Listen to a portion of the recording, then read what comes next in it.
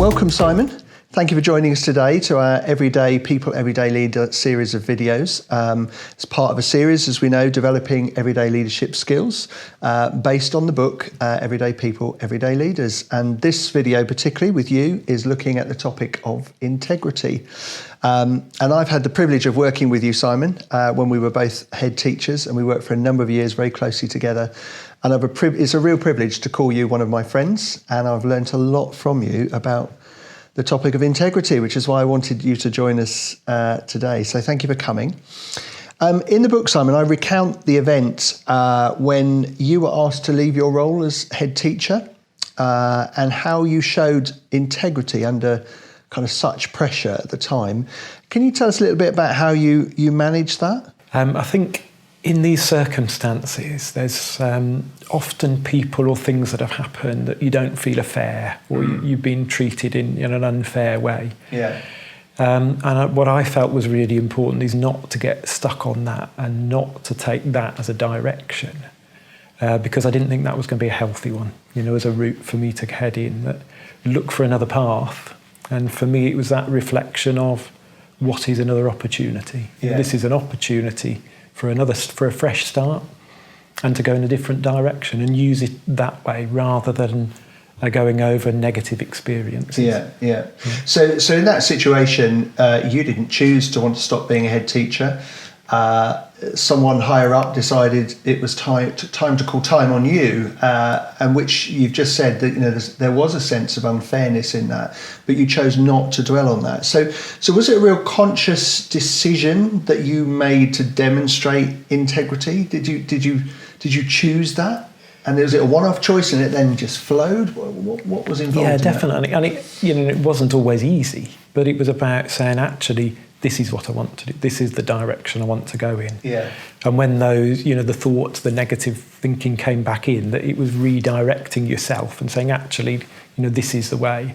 I'm not going to spend time worrying and about other things that could have happened, or the way that people could have behaved better, but actually use this as this is what I want to do with it and moving forward. Yeah. So you almost had like a mantra that you just, if anything did try and sway you from holding that position, you almost repeated it to yourself? Yeah, absolutely. Yeah. So in the book, I talk about structural integrity, which is a kind of engineering term where things are held together even under load and under pressure, and they held together without breaking, and they remain resolute. So what you're talking about there is structural integrity. You are under a real pressure, and yet you remained resolute. So what is it that helps you maintain that integrity under pressure?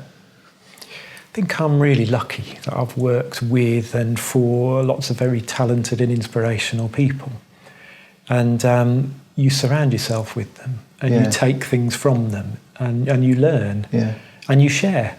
You have to talk things through because you can't deal with it all yourself. So use those good people around you that you've got, the ones you trust, in your team and around, to talk things through and help to reason. Yeah. So that's really interesting. You had people around you that you respected, that you knew would hold you to account and help you to keep that structural integrity. Did you kind of go through life consciously looking for and gleaning people that you think, do you know what, one day the plot's going to hit the fan and I'm going to need some people to hold me, so I'm going to glean you now? Was that a conscious decision, or was that just a recognition of surrounding yourself with people like that anyway? I think a bit of both, actually, because I was lucky that when I started in my role that there were people around me that were there naturally. And as staff changes and over time, I felt I had to go looking for more. Yeah. And so went out to find, people that I could use in that role to talk things through, to help with the decision making. Yeah. And I remember you at the time actually calling a number of us, and we came round to meet with you. I remember meeting in your home, and you just talking it through.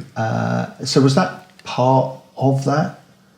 Part of that kind of getting that structural integrity was calling in those people and just know I need you now? Yeah, absolutely. Yeah. And I suppose to help me, one person by themselves is not always going to make all the right decisions. Yeah.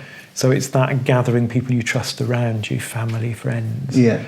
work colleagues, those really important people that you trust, and saying, this is where I'm heading. Do you think this is the right direction? Just helping them to steer you. Yeah, so actually that's really wise advice in preparation for those moments when you're under pressure, but actually it's good advice for life anyway, isn't it? Keeping you constantly in integrity and those reference people to do that. Yeah, absolutely. Fantastic. So decision making is a key element around integrity and keeping that important. And I talk in the book about TNAPLA, which of course makes no sense to anybody unless you explain what that acronym stands for. So it's about being true, noble, right, pure, lovely and admirable. And those things can help make that decision in integrity. What do you find helps you in that decision making? Is it any of those things, or is it something else in addition to that? I think for me that sort of moral compass, that being very sound in where I feel is the right direction and things that I'm comfortable with and not comfortable with. Yeah. And we've all got those, and we thank our families and that upbringing that helps to forge it. But, as you get older, you begin to take control of it yourself. Yeah. I know if I feel it's going off in a direction I'm not comfortable with, I'm not able to manage that. I have to challenge the decision and say I'm not comfortable with this. This bit, because it feels like it's going in a direction that doesn't fit with my moral. Yeah. So essentially, your own moral compass detects, hang on, what's coming here is in conflict, in dissonance with my moral compass, and so therefore that guides you. What sort of things have helped shape that? Because for some watching this video or hearing this audio will kind of go, well, how do I do that? What things have you found? You talked about your family when you were younger has helped shape that. What else has shaped your moral compass? Definitely, that family and that upbringing, but it's also about the people that you surround yourself with. Yeah. The work colleagues, the people that you look up to and think, actually, this is a good leader. I can see attributes that they've got that you can then start to put into your own toolbox. Yeah. So it's on that constant lookout for people who show that strong moral compass yourself and think these are the people I need around me, almost to help their magnetic north helps create your magnetic north when you surround yourself with them. Yeah, great. And I think for me it wasn't always a conscious decision. It was just about feeling comfortable with these people who had very similar, moral direction. Yeah, brilliant. One of the things that I've spotted, Simon, I don't know if you've spotted the same, that it seems every time I look at the news, whether it's online or whether it's on the TV, there just seems to be another leader that's either made a moral failing or taken a bad shortcut that's got them in trouble. How can we avoid that as leaders? How can we avoid, being one of the, if it's not on the news, making a decision that we then look back on afterwards and think that wasn't wise, that didn't show integrity? And I suppose for me it's that the role model, seeing yourself in that role model position, that everything you do, every decision you make, you are modelling that to people, staff, children around you, and how you communicate and pass things on, the respect you treat the children and the staff. All of those decisions help to sort of have the school heading in the right ethos and the right direction. Yeah. So for you, in your case, obviously it's working in schools with children, with adults as well. It's about just reminding yourself, this is what I stand for. And I suppose there's an element, how would it look afterwards? And almost, I guess, not only how would it look on the news, but how would it look with these people that should be a good influence for? Yeah, great. And does this fit with the school ethos? Yeah. So in the book as well, I talk about how our character is not just formed overnight. It's a series of thoughts, and our thoughts shape our feelings, which then shape actions. And the more we do those actions, it becomes a habit and then part of our character. How is it we can develop that right sort of thinking from the word go? Is there any kind of further thoughts you've got on that? How we develop our thinking? Because those series of thoughts then create our character. Yeah, and I suppose it's that, that honesty, being honest with yourself and others and trusting other people. Yeah. And being able to hold your hand up and say, I'm sorry, I made a mistake when you do. professional development, using coaching, using other things as well to help support you with it. Yeah, yeah. So that's not just looking in yourself, but looking in others to help shape that thinking and spotting where that's going. So for me, Simon, kind of core values are crucial for helping integrity. And for me, my two core values are integrity itself and authenticity. What are your core values and how do they drive you? I suppose they're around that honesty and positivity. You know, if you have a positive interactions with people, you create a positive environment to work in. So, and trusting, you know, being able to have an environment where you trust people to contribute and they feel valued. Yeah, fantastic. Thank you.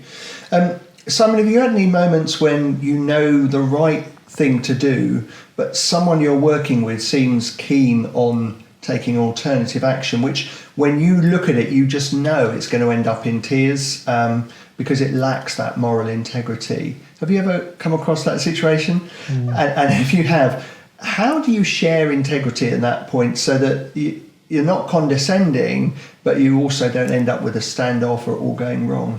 Have you had that situation? How have you managed it? And can be difficult. But I suppose I come back to that, does this fit with our ethos? You know, does this fit with the direction that we're heading in, that bigger picture part of it? Having conversations with them yourself, you know, doing it quietly and talking about it.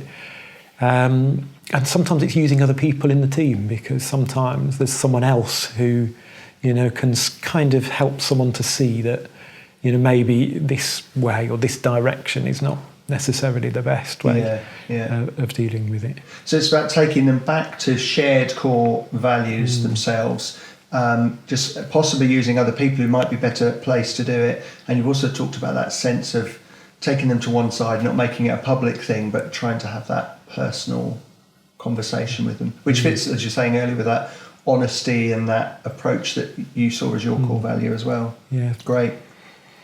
Now, for those watching or listening, how can we help them develop integrity? And in fact, can you grow integrity, or are you just born with it? Are you naturally, Simon, Mr. Integrity, and no one can match you? Or can people grow it?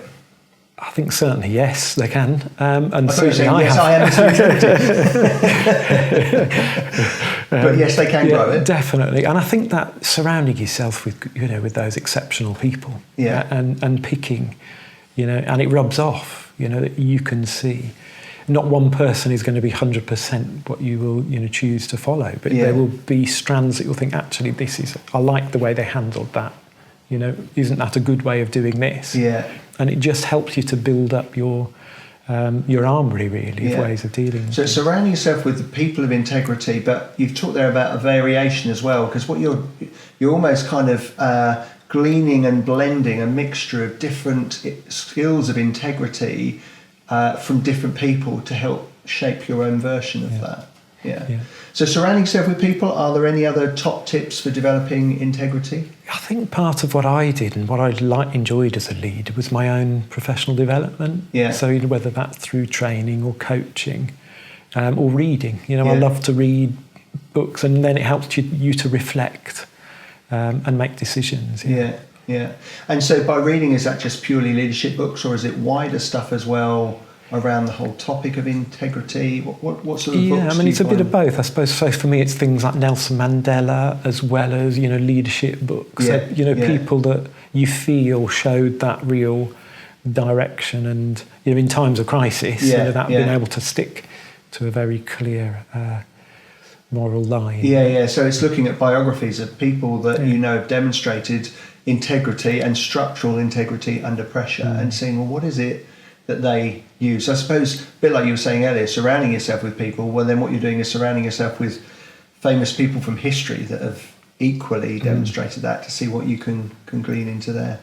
Brilliant. Simon, thank you ever so much for sharing your thoughts. It's been a pleasure again to chat through on this topic of integrity.